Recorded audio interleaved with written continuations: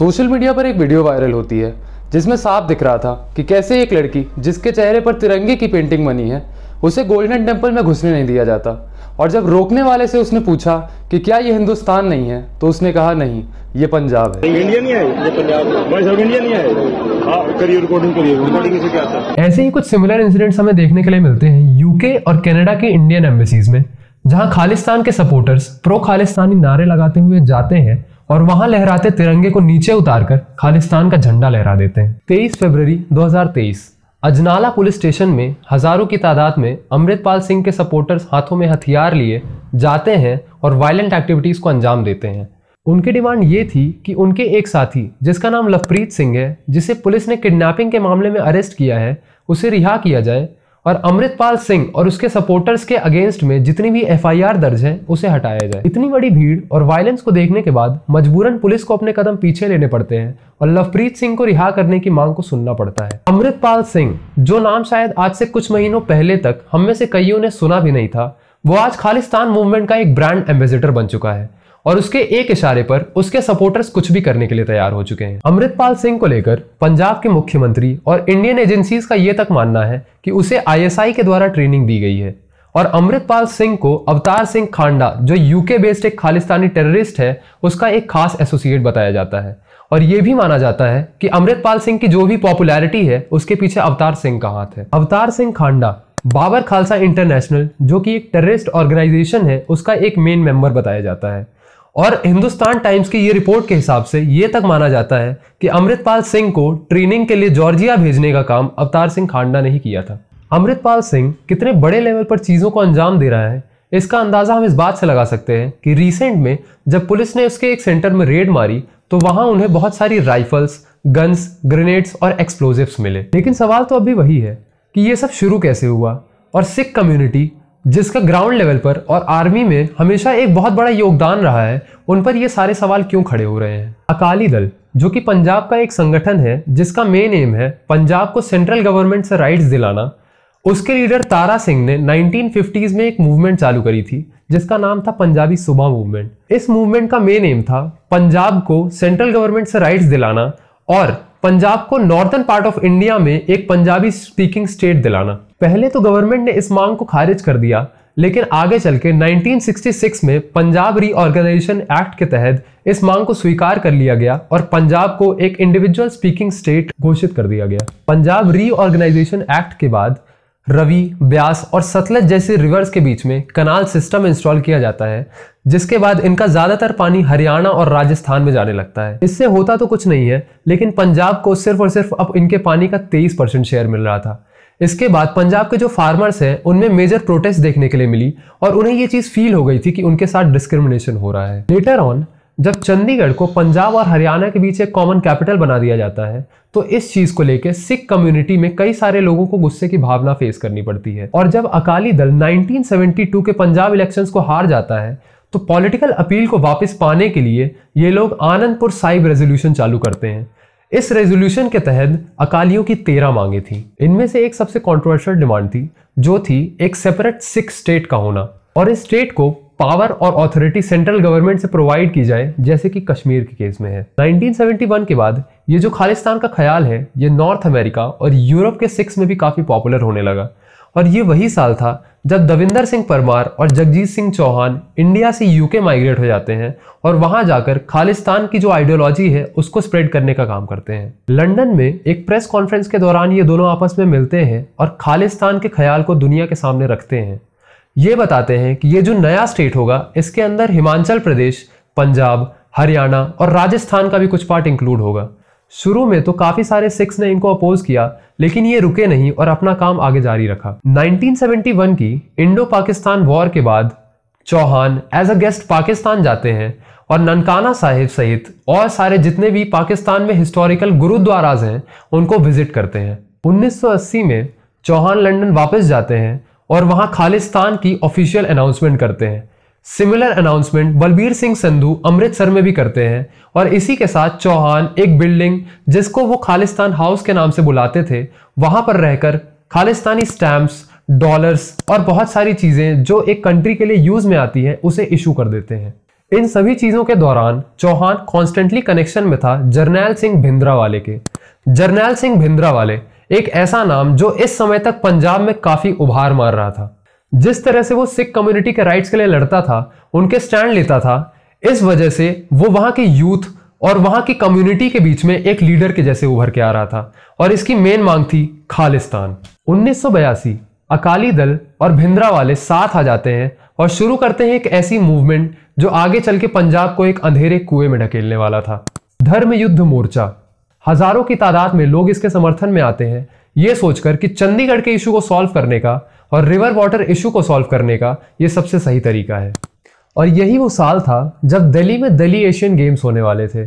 उस टाइम के अकाली लीडर जिनका नाम हरचंद सिंह लोंगोवाल था, उनको ये बहुत ही सुनहरा मौका मिला और उन्होंने सोचा कि ये बहुत सही टाइम है एक ग्लोबल कवरेज पाने का और अपनी बातों को इंटरनेशनल सिख कम्युनिटी तक पहुंचाने का। और इसके बाद उन्होंने कसम खा ली कि जिस जगह पर ये इवेंट हो रहा है उस जगह को ये प्रोटेस्टर्स से भर देंगे। इवेंट के एक हफ्ते पहले हरियाणा के सीएम भजन लाल पंजाब दिल्ली बॉर्डर को पूरी तरह से सील करवा देते हैं और वहां से आने जाने वाले हर एक सिख की तलाशी होती है। इस इंसिडेंट के बाद सिख कम्युनिटी में एक ह्यूमिलिएशन और डिस्क्रिमिनेशन की भावना जागरूक होने लगी और इससे हुआ तो कुछ नहीं, लेकिन जो सिख पहले अकाली दल और भिंद्रावाले के सपोर्ट में नहीं थे वो भी आज इनके साथ खड़े हो गए। लोंगोवाल ने दरबार साहिब में एक सम्मेलन को आयोजित किया जिसमें retired major general Shabeg Singh के साथ बहुत सारे एक्स सर्विसमैन ने भी पार्ट लिया। मेजर शाबेग सिंह ने कई सारी वॉर्स में आर्मी को ट्रेनिंग दी है और अब वो भिंद्रावाले के सपोर्ट में खड़े हो गए थे। इसके बाद भिंद्रावाले की जो भी आर्मी थी उसको प्रॉपर ट्रेनिंग देने का जिम्मा शाबेग सिंह ने अपने सर पर ले लिया था। 1980 का दशक पंजाब के लिए किसी बुरे सपने से कम नहीं था। इस बीच भिंद्रावाला और उसके सपोर्टर्स ने कई सारी किडनैपिंग्स, मर्डर्स और बहुत सारे संगीन जुर्म किए। रिपोर्ट्स के हिसाब से 1 जनवरी 1984 से लेकर 3 जून 1984 के बीच में 775 वायलेंट एक्टिविटीज हुई, जिसका खामियाजा 298 लोगों को अपनी जान गंवा कर देना पड़ा और 525 लोग घायल हुए। जब कांग्रेस सरकार ने धर्म युद्ध मोर्चा की मांगों को पीसफुली नहीं सुना तो चीजें और भी ज्यादा मिलिटेंट और वायलेंट हो गई और इसी बीच भिंद्रावाला और उसके सपोर्टर्स गोल्डन टेम्पल के अंदर घुसते हैं, वहां पे अकाल तख्त पर बैठ जाते हैं और वहीं से सारी एक्टिविटीज को अंजाम देते हैं। भारी मात्रा में वेपन्स गोल्डन टेम्पल के अंदर स्टोर किए जाने लगे, जिनमें AK-47 rifle, machine guns, pistols और हैंड ग्रेनेड्स मौजूद थे। एक भारी मात्रा में TNT, RDX, डेटोनेटर, टाइमर और बहुत सारे बॉम्ब मेकिंग इक्विपमेंट्स भी वहां मौजूद थे।